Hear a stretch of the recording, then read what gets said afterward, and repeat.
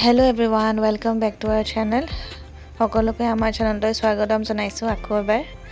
আজি আকৌ এটা বেলেগ দিন আৰু আকৌ ব্লগটো ষ্টাৰ্ট কৰিছোঁ। আজি একো স্পেচিয়েল নাই তেনেকুৱা, এনেতো থাকিলেহে কেতিয়াবা ষ্টাৰ্ট কৰোঁ।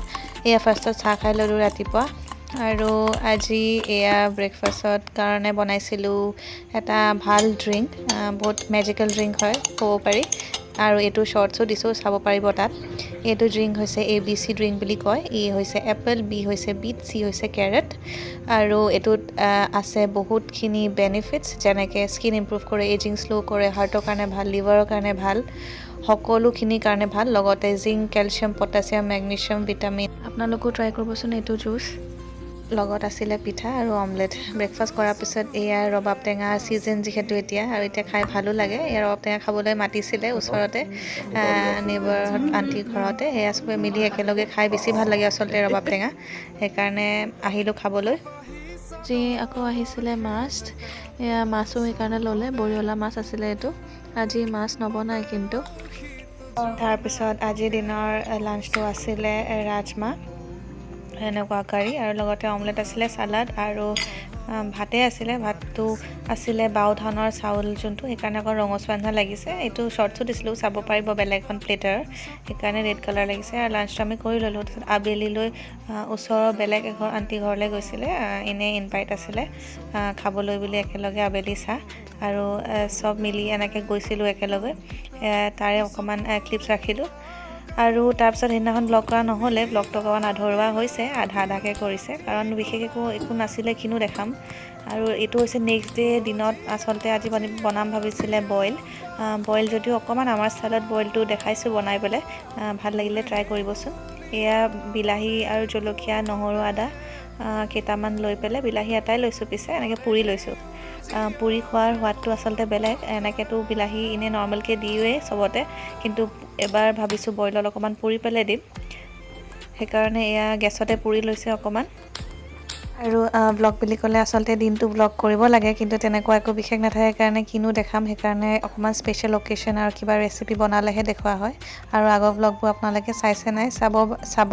আমি দিছিলোঁ কেইটামান ব্লগ, কণ্টিনিউৱাছ দিবলৈ ট্ৰাই কৰি আছোঁ। আৰু এইফালে আমাৰ ইয়াত পুৰি হৈ গ'ল পেলাই এইফালে উলিয়াই ল'লোঁ। উলিয়াই পেলাই অকণমান পিটিকি ল'ম এতিয়া। অকণমান পুৰি যোৱাখিনি গুচাই ল'লোঁ, আৰু লগতে গোটেইখিনি নহৰু, আদা, জলকীয়া বিলাহীৰ লগত পিচি ল'লোঁ অকণমান মিহি কৰি। এইখিনি পিছত বইলত দিম। আৰু এইফালে এয়া উলিয়াই ৰাখিছোঁ অকণমান মান ধনিয়া আৰু পিঁয়াজ পাত, সেইখিনি পিছত দিম। ধুই লৈছোঁ ভালকৈ। আৰু এইফালে চেজৱান পেপাৰ যোনটো, সেইটো অকণমান নৰ্মেল জালুকতকৈ অকণমান টেষ্টটো ভাল হয়, গোন্ধটো অকণমান ষ্ট্ৰং বেলেগ এটা আহে, বইলত দিবলৈ কাৰণে ভাল। এইখিনিও পিছত দিম, ৰ'ষ্ট কৰি লৈছোঁ। আৰু এইফালে লৈছোঁ অকণমান লোকেল চিকেনৰ লগতে বইল বনাম আজি। এইফালে উলিয়াই ৰাখিছোঁ এইখিনি। আৰু বইলৰ আজি স্পেচিয়েল ইনগ্ৰিডিয়েণ্টটো হৈছে মেজেঙা পাত। বহুতে চাগে দেখা পাইছে বজাৰত, এইটো দেওবাৰ বজাৰত বেছিকৈ পোৱা যায়। আৰু হিলি এৰিয়াজত যিহেতু বইল বেছিকৈ খায়, এইফালে বেছি ব্যৱহাৰ কৰে, আৰু বইলত বেছি ভাল লাগে সোৱাদটো। আপোনালোকে ট্ৰাই কৰি চাবচোন। এই পাতটো ষ্ট্ৰং এটা ফ্লেভাৰ আনে, সেইকাৰণে বহুত বেছিও দিব নালাগে, অকণমান দিলেই হৈ যায়। আৰু বইলখিনিত দিবলৈ হ'লে অকণমান কাটি ভাঙি পেলাই দিব পাৰে, নহ'লে এনে গোটাকৈও দিব পাৰে। আৰু এইফালে বইলত দিবৰ কাৰণে চব্জি লৈছোঁ। আপোনালোকৰ যি ভাল চব্জি লাগে, খাই পেলাই ঠাণ্ডা দিনততো বহুত চব্জি থাকেই। এয়া আমি লৈছিলোঁ স্কোৱাচ, ফুলকবি আৰু আলু, সেয়াই লৈছোঁ। বইল কৰিও ল'ব পাৰে, আমি বইল কৰা নাই। আৰু এইফালে এতিয়া ফাৰ্ষ্টত কেৰাহীত দি লৈছোঁ চিকেনখিনি, যিহেতু বইল তেল নিদিলেও হ'ব, সেইকাৰণে এনেকৈ দি লৈছোঁ। আপোনালোকে যদি ফিছ বইল কৰে এনেকৈয়ে কৰিব পাৰিব। প্ৰথমে মাছখিনি তেল নিদিয়াকৈ এনেকৈ অকণমান সময় ভাজি ল'ব, আৰু তাৰপিছত তাত চব্জিখিনি আৰু আপোনালোকৰ যি ভাল লাগে দি পেলাই পানী দি দিলেই হ'ব, চিম্পল যোনটো বইল। আৰু আজিতো আমাৰ অকণমান মিক্স কৰিম খালি কিবাকিবি। এয়া তাৰপিছত চিকেনখিনিত দিলোঁ চব্জিখিনি, ফুলকবি, স্কোৱাচ আৰু কচু আছিলে। মই চাগে আগতে আলু বুলি ক'লোঁ, আলু নহয়, কচু। আৰু এইখিনি অকণমান সময় ভাজিব লাগিব। আৰু এইখিনি যে পেষ্ট কৰি ৰাখিছিলোঁ, সেইখিনি অলপ সময় পিছত দি দিম চব্জিখিনি আৰু চিকেনখিনিৰ লগতে। পানী এতিয়াই দি নিদিওঁ, অকণমান সময় ভাজাৰ পিছত ঢাকি থ'লোঁ। আৰু তাৰপিছত এয়া পুৰি থোৱা যোনখিনি বিলাহী, নহৰু, আদা, জলকীয়া পেষ্ট কৰি ৰাখিছিলোঁ, এনেই খুন্দি পেলাই হাতে দিয়ে, এই পেষ্টখিনি তাত দি দিলোঁ। আৰু তাৰপিছত এয়া দিছোঁ অকণমান নিমখ। আমি পিংক সল্ট ইউজ কৰিছোঁ, আপোনালোকে নৰ্মেল সল্ট দিলেও হ'ব। পিংক সল্ট দিলে অকণমান পৰিমাণটো খালি বেছিকৈ দিব লাগে, সেইকাৰণে অকণ বেছি হোৱা যেন লাগিছে। আপোনালোকে জোখ অনুসৰি দিব। আৰু তাত যে ড্ৰাই ৰ'ষ্ট কৰিছিলোঁ চেজৱান পেপাৰ, সেয়াও দি দিছিলোঁ। সেইটো ক্লিপটো লোৱা নহ'লে। আৰু এইখিনি অকণমান সময় ড্ৰাইকৈ এনেকৈ ঢাকি থৈ দিব লাগিব, আৰু পানীটো পিছতহে দিম। বইল আচলতে চবেই ভাল নাপায়, আৰু বইল বনোৱা ষ্টাইলো চবৰে বেলেগ বেলেগ, চবেই বেলেগ এটা ফ্লেভাৰতহে ভাল পায়। এনেকৈ আমি আচলতে বনাই বেলেগ বেলেগ চাওঁ ট্ৰাই কৰি। এইবাৰ এইটো মেজেঙা পাত দি আপোনালোকক শ্বেয়াৰ কৰোঁ ভাবিলোঁ। আৰু এই মেজেঙা পাতখিনি যে উলিয়াই ৰাখিছিলোঁ এইখিনি দি দিলোঁ। অকণমান কাটি পেলাই দিছোঁ, আপোনালোকে গোটাকৈও দিব পাৰে, কিছুমানে এনেকৈ গোটেইটোকে দি দিয়ে, অকণমানো নাকাটাকৈ। আমি এবাৰ কাটি দিছোঁ।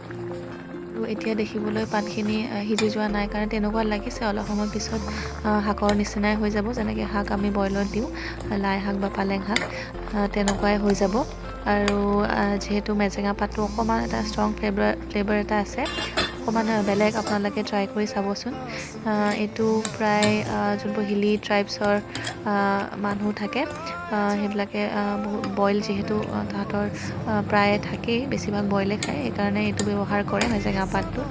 আৰু তাৰপিছত অলপ সময় হ'ল যিহেতু এনেকৈ ভাজি থকা, পানী নিদিয়াকৈ, সেইকাৰণে এতিয়া গৰম পানী ব্যৱহাৰ কৰিছোঁ জোখ অনুসৰি। যিহেতু অকণমান সিজিবলৈও লাগিব, সেইকাৰণে অকণমান এতিয়া বেছিকৈ দিছোঁ, পাছলৈ কমি যাব সিজাৰ পিছত। আৰু এনেকৈ ট্ৰাই কৰি চাবচোন কেতিয়াবা, যদি বইল খায়। আপোনালোকে মাছ বা বেলেগ মাংসৰ লগতো বনাব পাৰিব এনেকৈ। কোনো মা মছলা নোহোৱাকৈ তৈয়াৰ কৰিছোঁ যিহেতু, সেইকাৰণে অকণমান বেলেগ হ'ব। আৰু যিহেতু বইল, আৰু ওপৰত এয়া শেষ হ'ব লওঁতেই অকণমান পানীখিনি শুকালে, ওপৰত এয়া পিঁয়াজ পাত যে ৰাখি থৈছিলোঁ সেয়া অকণমান কাটি দিলোঁ, তেতিয়াও টেষ্টটো ভাল আহে, আৰোমাটো, গোন্ধটো ভাল লাগে। আৰু তাৰপিছত এয়া বইল অলম'ষ্ট ৰেডি হ'ল। কিন্তু কথাটো হ'ল যে ইমান দেৰি বইলখিনি বনাই পেলাই দেখালোঁ ৰেচিপিটো, আৰু লাষ্টত ভালকৈ ক্লিপছটো ল'বলৈ থাকি গ'ল মাহীৰ। কিন্তু খাবলৈ বিৰাট টেষ্টি হৈছিলে, আপোনালোকে ট্ৰাই কৰি চাব। আৰু আবেলি এয়া ছানছেটৰ সময়ত অকণমান ওপৰলৈ আহিছিলে টেৰেছলৈ, ফুলখিনি ধুনীয়াকৈ ফুলি আছে, এই ভায়লেট কালাৰ ফুলখিনি সেয়া। আৰু আবেলিলৈ আজি ওলাই গৈছিলে, এনেই ওচৰতে এখন দোকান আছে য'ত আমি প্ৰায় বজাৰ কৰা হয়, অৰ্গেনিক বস্তু পায়, সেইখনলৈ আহিছিলে। ওচৰতে এয়া গুৱাহাটী এক্সপো চলি থকা দেখি ভাবিলে অকণমান সোমাই যাওঁ, সেইকাৰণে এয়া সোমাই আহিলোঁ। তাৰপিছত আহিয়ে দেখিলোঁ এয়া প্ৰথমতে গছপুলিবোৰতো মেলাবোৰত এনেই ইমান নাথাকে জেনেৰেলি, কিন্তু এইখনত আছিলে তেনেকুৱা নাৰ্চাৰী কিবা, এইটো ষ্টলটো লৈছিলে, সেইকাৰণে সেইটো অলপ পাৰ্ট আছে। লগতে এয়া জুৱেলাৰী দোকানটো চব মেলাতে থাকে, আৰু এইটো সময়ত মেলা এক্সপো বহুত চলি থাকে, আৰু এনেকৈ চায়ো ভাল লাগে, অকণমান টাইম পাছো হৈ যায়।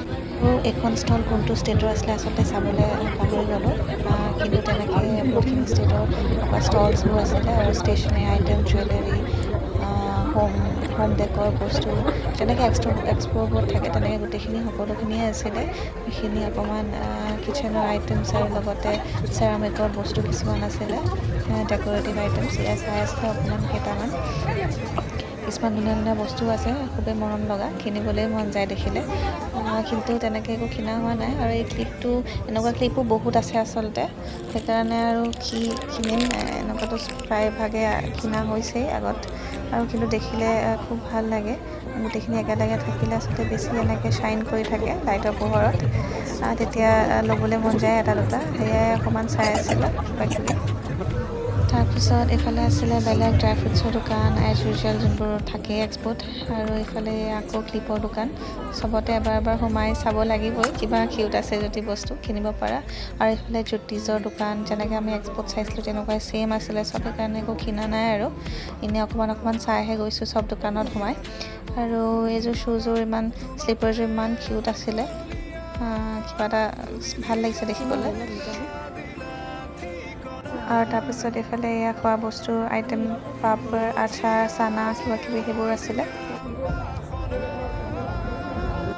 এইফালে এয়া কৰাচী হালোৱা নিচিনাই, কৰাচী হালোৱাই কালাৰ্ড ৰেড, গ্ৰীণ, এনেকৈ যোনবোৰ ঈদৰ টাইমত পোৱা যায়, সেইটো এনেকৈ দি আছিলে, ট্ৰাই কৰি চাবলৈও দিছিলে, সেয়া আমি চাই আছিলোঁ।